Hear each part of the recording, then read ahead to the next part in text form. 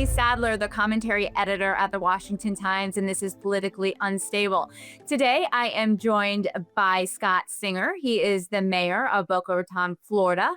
He is also the chairman of the America First Policy Institute's Mayor's Council. So he's coordinating with mayors across America to institute Donald Trump's, economic agenda, which is really to alleviate the price crunch and the affordability crisis that was brought on by Joe Biden and his policies. First, I want to talk to you. You live in the free state of Florida, mayor of one of the state's biggest cities. We saw this past November, socialist, communist, as the president would say, candidate Zoran Mandani win the mayoral race in New York City. A lot of political pundits have predicted that because of his win and his socialist policies, a lot of New Yorkers who believe in free enterprise will vacate the state and move to Florida. And we saw a lot of this movement happen during the COVID-19 lockdowns when a lot of New Yorkers voted with their feet and moved to Florida. Have you seen anything thus far? We know the election was just in November, but have you seen any activity from New Yorkers looking to purchase properties, let's say, in your area? Well, yes, we certainly have. Florida and specifically Boca Raton have been attracting job creators, investors, and families for decades. That's why Florida has grown to the third largest state in America, surpassing New York years ago. As you said, it did pick up during COVID-19 when people were fleeing high tax, high regulation, shutdown jurisdictions like New York and other cities. And the city of Boca Raton has had targeted outreach, again, to job creators and innovators for many years. We actually kicked up our efforts in June, and we got quite a bit of media attention because we had the right message at the right time, that we were welcoming businesses, that we have the lowest property tax rate of any full-service city in Florida, and a great business climate. We're a city of about 100,000 people, so we're not in the top 10 or even top 20 of Florida's largest cities, but we have a business strength of a much larger city, and we've been attracting great companies and now have more than 40 publicly traded corporate headquarters in Boca Raton.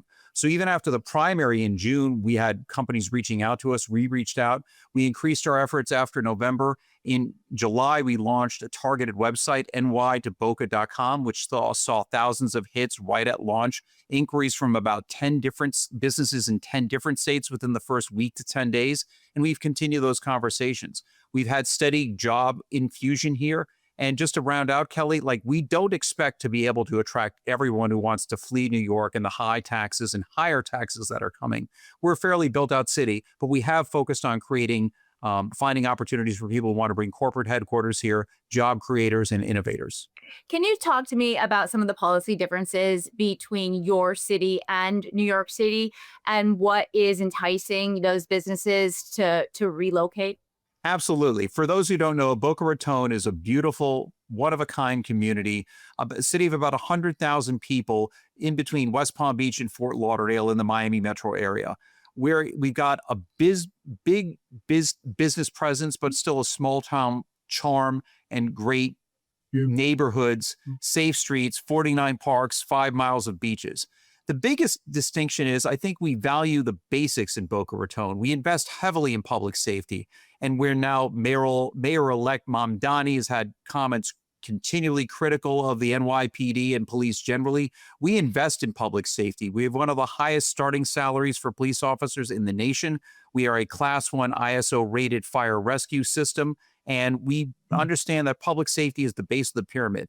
That allows us to have a strong business presence. And we value people who want to create jobs. We're here to enhance business, not tax it, not regulate it, not demonize it. We've streamlined more than 20 different processes in the city over the last few years, cut permitting time down 60% plus, and again, have the lowest property tax rate of any full service city in Florida. And as a third level, that allows the quality of life, the great schools, neighborhoods, partnership with community institutions, philanthropic groups. All of them thrive in Boca Raton. And because we value public safety, we value business, that creates the climate, the economic climate, and the ability to welcome businesses, families and create a great quality of life. And I think you're getting a distinction between that and what you're going to see in New York, which is thinking you can tax the job creators and the rich indefinitely and that they're not going to flee, that you can have less than full throated support for public safety and not expect to have a diminution in services. Well, one of the things that's always been attractive about Florida to Northerners is the low tax rate.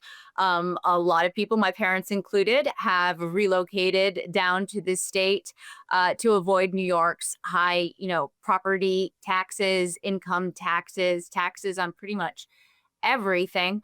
Um, Ron DeSantis, the state's governor, current governor, has recently proposed eliminating the property tax altogether. You're talking Boca Raton has got a low property tax, but still has a property tax. How do you feel about that proposal? And if it's eliminated altogether, won't that put a strain on the city's budget? Well, it is a bold proposal to entirely eliminate property taxes in the state of Florida. I think at the local level between states, counties, and school districts and other districts, it's about $40 billion. It would be very hard to make up that revenue. Any property tax abolition would have to be done over time. Right now, the Florida legislature is considering a number of proposals. None go so far as abolition. They go about increasing the homestead exemption, which Florida residents enjoy, which not only caps the increase you get year to year, but also stays with you if you sell one property and move to another permanent residence in Florida. They're looking at different things in the margin. I think ultimately you'll see some sort of proposal pass and be put on the ballot for November of 2026. Cities and counties will have to adapt. Again, I take great pride that we've kept our tax rate so low and actually lowered it consecutive years, going back a number of years. We believe that the value that should be created should stay with residents. And that cap is really meaningful because if people's values have increased in Florida over the last 5 years, 30, 40, 50, or even greater percent, they're only taxed at an increase of 3% per year. So, you're going less than the rate of inflation there. I don't know where the final proposals from the legislature will end, but it is a conversation. Again, I think abolition will be difficult. People are Mhm. exploring it for good reason, but it would have to be something phased over time. And I think there are other opportunities to find cost savings. We're always trying our best in Boca Raton. And lastly, you're the chairman of the America First Policy Institute Mayor's Council. America First Policy Institute, for those who do not know, is Donald Trump's think tank. A lot of people that were in that think tank have left to go into the administration right now, like Lyndon McMahon, Brooke Rollins, et cetera, et cetera. Can you tell us what exactly your council does, what your work is, and how you're sharing best practices from other mayors across the country? Absolutely. I feel honored to be the first chair of the Mayor's Council, which we launched just this July, and are already nearly 50 mayors across the nation who really want to find a better tie between what happens in Washington and what happens on Main Street. President Trump has done so many things in this less than 1 year to move our nation forward that have a direct impact on what we see in cities. Take some of the problems you see in cities and like why it matters here. For example, when President Trump secured the border and cut illegal crossings more than 90+%. That had a direct impact on crime in cities. The opioid epidemic, which is probably the largest single preventable killer that we can address, that's yeoman's work by the president and the administration, and it has a direct impact on the safety we see in our cities. Cutting regulations are helping provide affordability for businesses on Main Street. So I feel, a great opportunity to work with like-minded mayors who are looking at trying to bring costs down for residents, propel business, make sure our city streets are safe, and get to the basics. And the more we can tie in what happens with Washington and at the state level to cities, I think it better serves residents. So I feel honored to work with a lot of people at AFPI. It's a nonpartisan think tank, but again, very aligned with the America First message. It's in the name. And, so many great people who worked in the first administration and now have gone over the administration, the great ties there help provide us access and opportunities to share better practices, but better link what the successes you're seeing from President Trump and how they matter here at the local level. Well, I mean, that sounds like great work. Is there any specific policies that the council is currently working on or coordinating together? Well, I'll just give you an example on border security. For example, we had one of our mayors who was thrilled that because of the relationship we have and information that came from the administration, and great credit to the Office of Intergovernmental Affairs there, we're able to enter into 287G agreements. And in Hmm. their city, actually see, because of cooperation with ICE, actually have substantial reduction in strong gang activity there with Trendale Ragua. And because of that relationship and what they got out of the council, they're seeing a direct impact in their cities. As the administration continues to streamline, roll out new regulations, and now that the budget is getting closer to finalized, we're past the shutdown, you'll see more funding opportunities. I think we have a way to creatively innovate and implement policies that are coming from the federal government and let them be test cases in our cities. And again, it's a great contrast to what you're seeing in other cities where you have opposition to basic law enforcement Hmm. functions. This is not this group. We are here to make sure that we are providing the basic services, public safety foremost among them, to make life better for residents, to welcome business, to create thriving economies that help provide affordability for everyone.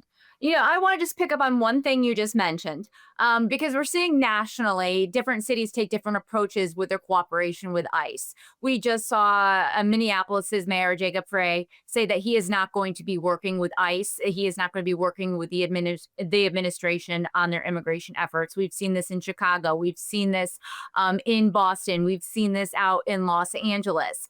You mentioned the 280G program, which is an immigration program. It's not new under President Trump, but it is underutilized. Can you describe to our viewers what exactly that program is and how it can be implemented to really take the worst of the worst offenders that are illegal immigrants off the streets and get them deported back to their home countries? Sure, it's a cooperation agreement between cities and states and other localities and the federal government to provide better training for local law enforcement. So when they deal with immigration issues, or when they arrest people and there are immigration issues, to better seamlessly coordinate with immigration with ICE.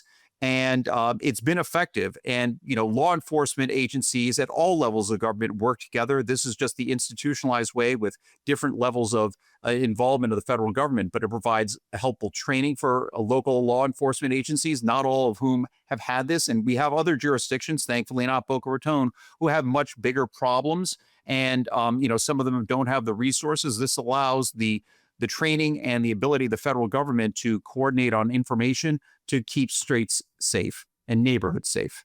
All right. Well, Mayor Scott Sanger, thank you so much for being with us today. We really appreciate your time. And, I wish more mayors across America would do things your way. I think we'd find safer streets and more prosperity and affordability throughout this country. So thank you so much. Well, appreciate that. Again, privileged to work with so many like-minded mayors. Happy to find more. And again, it's all an effort that starts at the local level, but definitely interacts with what President Trump is doing to keep our nation safe, prosperous, and forward moving. Thank you.